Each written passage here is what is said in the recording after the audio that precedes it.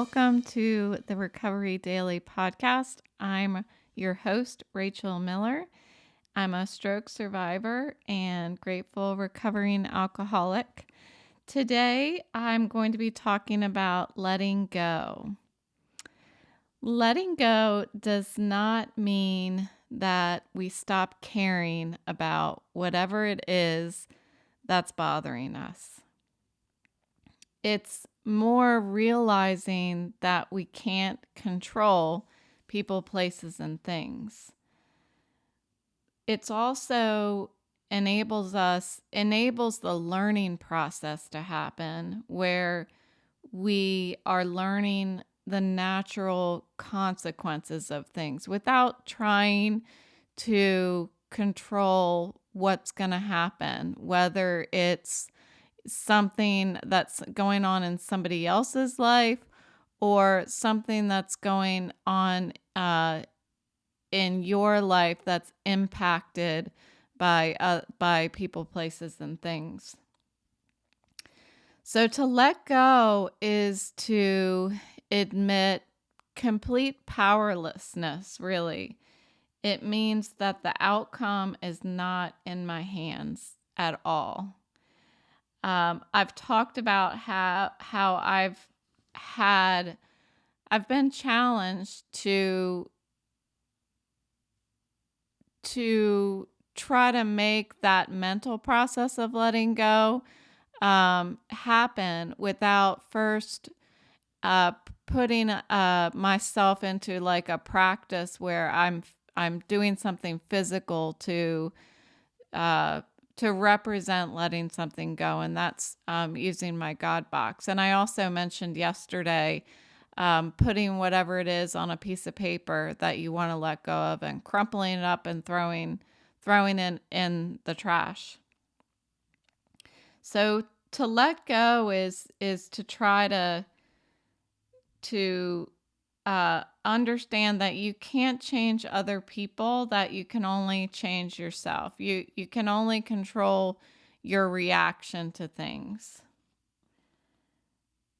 You're also, if you think about it, allowing the other person to be a human being, to be wrong, to make mistakes, I mean, because of course, you're right and they're wrong, but allowing the other person to be a human being and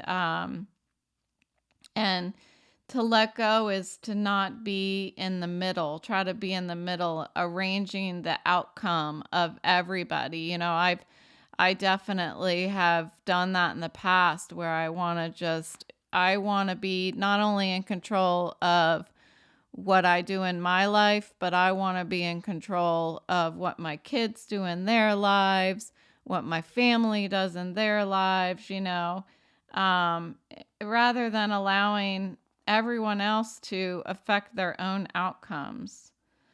So, if I'm not letting something go, it, in a sense, feels like I'm being protective, and I'm not protecting anything. All I'm doing is protecting myself, really. I'm not protecting them. I'm protecting myself from feeling the reality of what may or may not happen. And so to let go is to be a little less fearful, to be to recognize that no matter what happens, I can't control it and I'm going to be okay. I don't need to be afraid of what's going to happen. I can stand on my own 2 feet, and I have the tools and the skills and the knowledge and the character to deal with whatever the outcome ends up being. So accepting things that we can't change is our best option. And in my sobriety program, the Serenity Prayer is a huge deal. It's something that you come into the program being introduced to if you hadn't been introduced to it before in your life. And it's something that I was encouraged to repeat to myself, over and over throughout the day if I needed to. And that is to grant me the serenity to accept the things that I can't change, the courage to change the things I can, and the wisdom to know the difference. So, what do you do with the stuff that you can't change? You need to accept it. Well, that's not that easy. There's a few things that need to happen before you just accept something. So, learning to let go means to stop attempting to change or fix the situation, to begin practicing acceptance exactly the way it is. Letting go can provide an increased amount of freedom from the problem that you're experiencing. So I decided to put together a little exercise, and this was kind of fun for me. So hopefully you'll think about doing this as well. So you make a list of 3 things in your life that you can't change. 3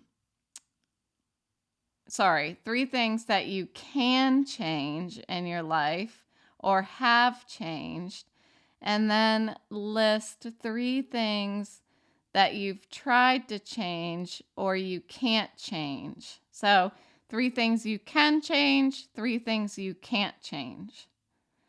We learn to accept ourselves and others and to accept our thoughts and feelings instead of trying to change or avoid them by going through this exercise. So I went ahead and listed 3 things that I can change in my life. So what I'm thinking about is in the sense of my recovery, of course, because it's the Recovery Daily Podcast. Hello. So the first thing that I can change in my life is I can learn how to use accessibility features on Apple devices. So I'll just tell you about my progress. I'm kind of excited about this. Today, I spent most of the day using my iPhone without the screen on. So with the accessibility feature of VoiceOver, you can actually turn on what's called a screen curtain, and it just keeps your screen black. And this is for if you want increased security and you don't want somebody else to be able to see your screen, you can turn this screen curtain on. So for most of the day, just a couple little hiccups here and there, I had to figure out what was on the screen. But for the most part, I had my screen black and I navigated my iPhone all day long. I listened to messages. I responded to messages. I went to YouTube and searched videos and listened to videos. And I went to a Chrome browser and I did a Google search and then read the web page using my finger. So super exciting. And it's, I think I've gotten over the hump of feeling, it's like I was having this discouragement feeling that I couldn't get past. And so it was making me be resistant to learning, I think. So today I guess I just got past that, I think what I did was I accepted the fact that I've got to, this is something that I can change and I'm going to do it. And it might be because I was working on this exercise. So, learning voiceover is one thing that I can change in my life. The second thing that I have is I can get busy with hobbies, projects, and cleaning. So instead of being bored, which I woke up this morning and before I even rolled out of bed, I said out loud, I just don't know what the point is. Because I felt like I don't know what I'm doing. I don't have anything to strive for. It's torture. It's torture. I know that other people, I have a friend who was like, oh, it sounds so pleasant to, sit on your deck and drink your coffee and watch the clouds go by and then you sew. And I know. And I think if I was on vacation, that I would appreciate that. But the fact that I have to do this and I need some sort of, I don't know, inspiration in life or something like that.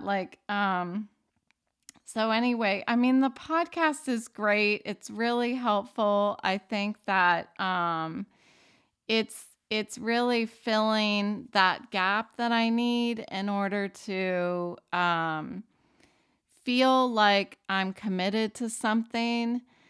I wish there were thousands of people listening, and feel like I was really making an impact. And I know there's people who are reaching out to me that are listening every day and telling me how much they appreciate it, and that makes me really happy. And you all do matter.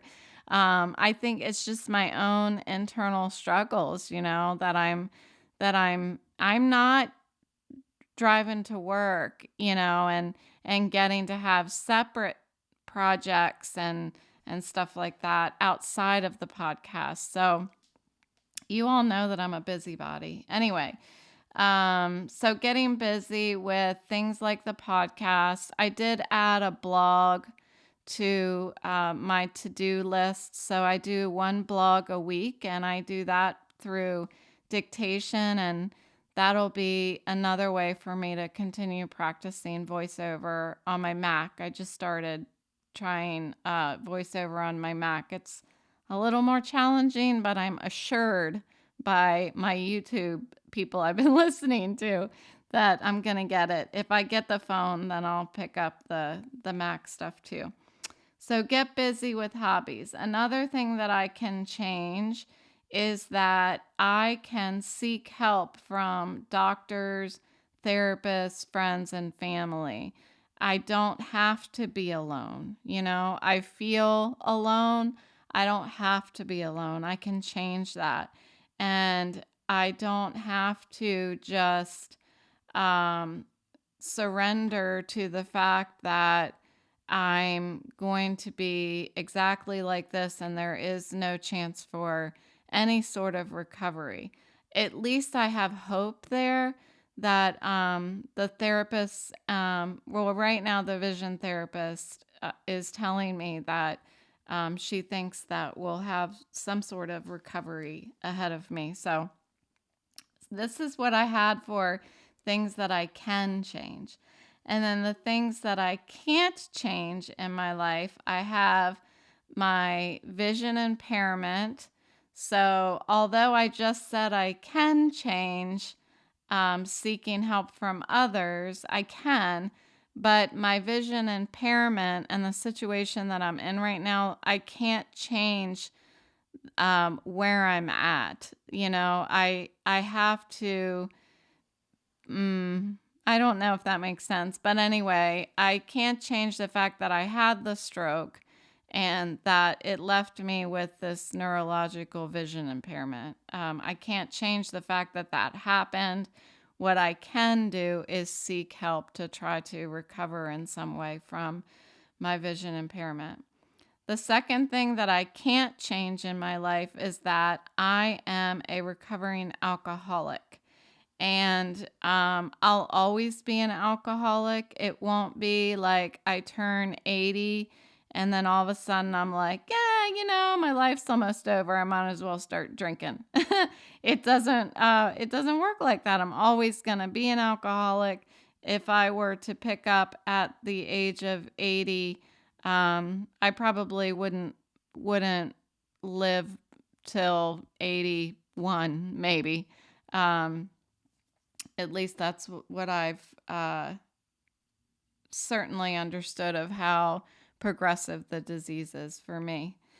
And then the third thing that I have that I can't change in my life is that this is kind of a deep one. I said that I can't stop time. And I said this because I'm still very much a little twisted around the axle about, I guess, just how time is going by. And, I had a stroke and my kids just moved out and have started their own lives now in their 20s. And, my parents are in their 80s and my family is growing up. All my nieces and nephews are all growing up, my brother and my sister. So, I can't stop time. And last night I was going to bed and I thought, at this very second, I'm so grateful for who's in my life, who's here, who's living, and the people that I can love. And the reason why I thought that is because I've mentioned I have several people in my program that we send each other our gratefuls. And last night I received from one of them that she's grateful for all the people that she has to love. And I thought, that's just beautiful. I feel very grateful for that too. And sometimes I feel like if I get too caught up in being so grateful for what I have this very day and the people in my life this very day, I start almost thinking ahead and thinking, well, one day I'm not going to have all these people in my life again. It's challenging. You can tell I'm in a really vulnerable state in my head right now, and I'm really happy to have this channel to talk about it. So now that I've talked about what I can change and what I can't change, I wanted to talk a little bit about letting go. And so letting go of what isn't serving you. So let's take the example of I can't stop time, since that seems to be one that's really bugging me right now. So, and I didn't do this ahead of time. I'm adding this as a off the cuff here. So, the next thing we need to do is list ways of letting go the things that I can't change.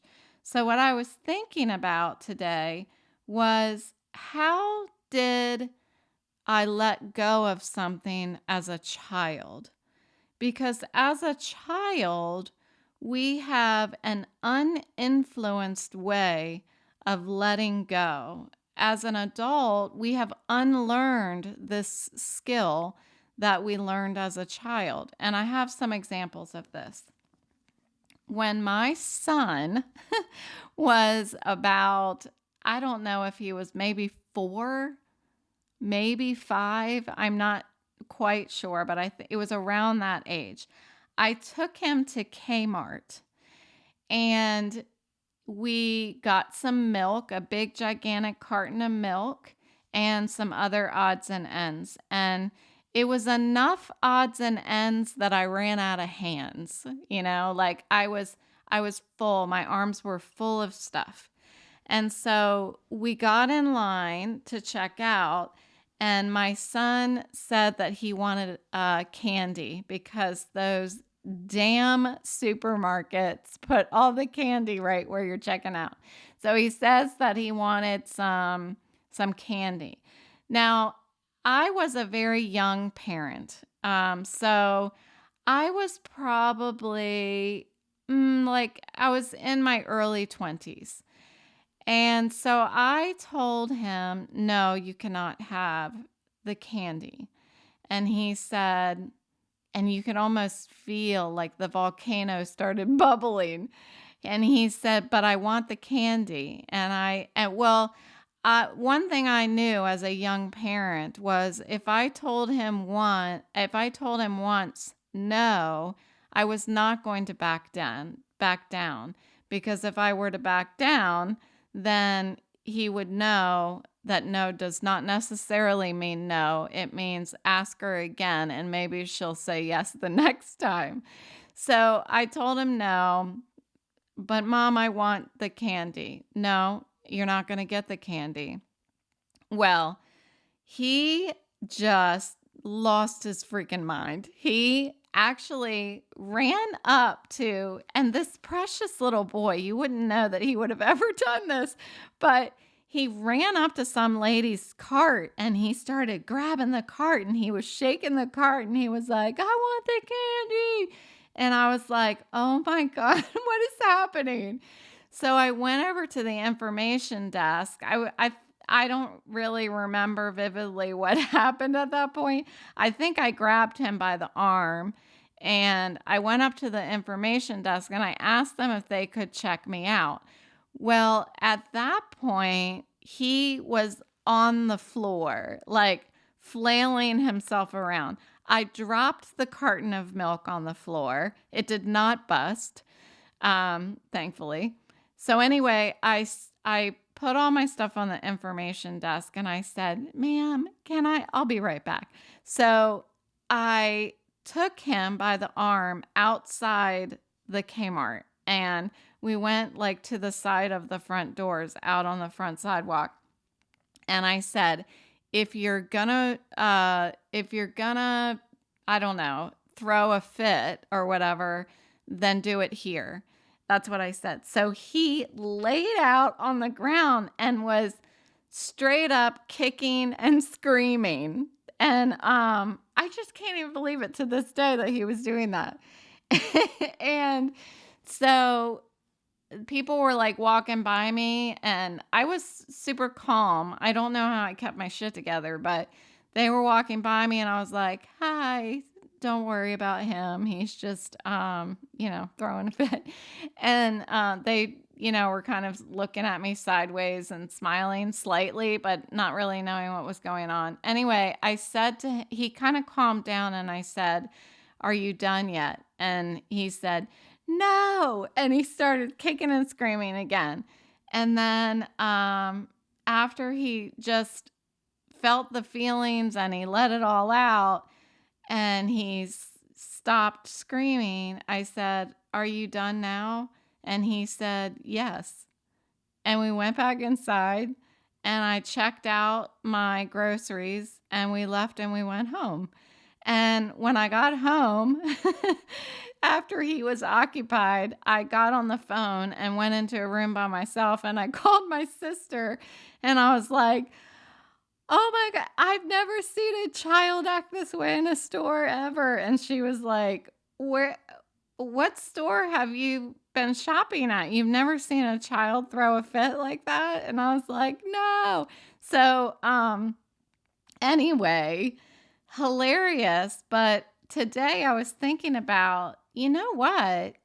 He was going through the process of letting go. That's what he was doing. He was mad at me. So that's the emotion. I made him mad. He was mad at me.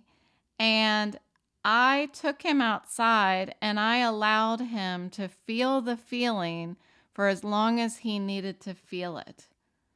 And when I asked him, are you done yet? which is really, do you accept the fact that I'm not going to get you candy? He said no and started screaming again. He needed to feel it some more. And then later I said, are you done now? He said, yes, which means he accepted it. He accepted that it wasn't going to change. And then we stood up, we went inside, and he recognized that we need to move forward. We need to do what's next. And what's next was we needed to check out in the store. So I thought that that was an amazing kind of epiphany for me, that this is what this child was doing. He was letting go. And so I have another example. When I was in middle school, I remember this boy that I really, really liked, and he didn't like me back. And so I remember going to a middle school dance, and I remember putting on my fanciest dress and my fanciest shoes. It didn't matter. The boy still didn't like me. And I remember going home after that dance, and I remember just being just overcome with sadness that this boy did not like me. And I turned on my radio and I listened to music and I cried and I wrote down lyrics to music. And back then, I had like the tape recorder. So you got to write down the lyrics, hit pause, listen, hit pause, write down the lyrics, hit play, write down the lyrics. Oh, I missed something. Rewind on the tape recorder. So, anyway, I felt those emotions and I did it for as long as I needed to do it. And honestly, I think these boys that I liked in middle school, it took months for me to get over them.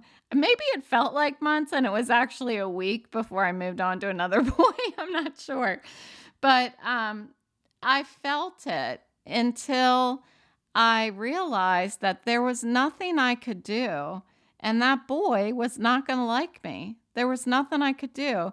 So at some point, I accepted it and, turned to another boy and decided I was going to like a different one, Who's next?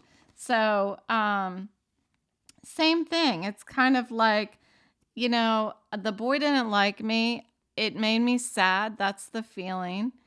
I had to feel it for as long as possible, and there was nothing else I could do. I had to just feel it. And I felt it and felt it and felt it until I recognized that it wasn't going to change. And I had to accept it, that the boy doesn't like me. And then I moved on to what's next, who's next in that situation. So as we grow up, we unlearn this skill of letting go that we learned as a child. And what I was thinking of is things like that you hear as you're growing up. Some of these, I don't know if they were just things we used to say in Leesburg. So pardon me if you never heard this before. But one statement that somebody would say to you if you're trying to feel the feelings, that's frowned upon, it seems like, to actually spend the time that you need to feel feelings. People will say to you, you cry too much, pull up your skirt, grow a pair, suck it up. And we learn over the course of growing up and starting to adult that we need to be independent, that it signifies strength to get through something on your own for some reason. And so it takes a lot to recognize that you need to ask for help or you need to get therapy or something like that. So, all of this I thought it really was very interesting to me. Thinking about how right now I'm going through this process of accepting that I can't do the things that I used to do. And instead of letting it, instead of, identifying what is the emotion that's causing me to feel, instead of giving it a name, letting myself feel it as long as I need to feel it to the point that I exhaust myself and finally recognize that there's nothing I can do to change it. I have to accept it. And then making the decision to move on to what's next. What's next for me? So I think that if I can remind myself on a daily basis to identify that emotion, that's where it starts, is identify what that emotion is that my recovery is causing me to feel, and give it a name. I've talked about that before, is when we can pinpoint what an emotion is and give it a name, it allows the process to start for letting go or healing. And then during the second part, where you're going to be feeling the feeling and feeling it as long as you need to feel it until you've exhausted yourself, that's the part where you need to really take care of your brain. And I talked about taking care of your brain this week, and we talked about happy chemicals and what we can do to release happy chemicals. I talked about getting enough sleep. I talked about eating right, and all of these different things you can do to encourage neural connections and encourage happiness, and joy. So, and then finally, once you get to the part where you're accepting that that things are not going to change, then you're kind of launching yourself out of that thought loop. And if that means that you need to write it down, or at that point, and maybe you've already started talking to a counselor or a therapist or something like that, but get it out of you, because I find that until I write something down or I talk about it out loud, it's like a thought loop, and it just stays inside there, and it feeds that feeling, and that feeling it's difficult to make the feeling end or exhaust itself if I don't let it out of my system. And finally, figuring out what's next. And in my situation, the stuff that I put in things I can change in my life, that's what's next for me. Learning voiceover, getting busy, and seeking help from support and doctors, therapists, friends, and family. So hopefully this was helpful, and I'll talk to you tomorrow.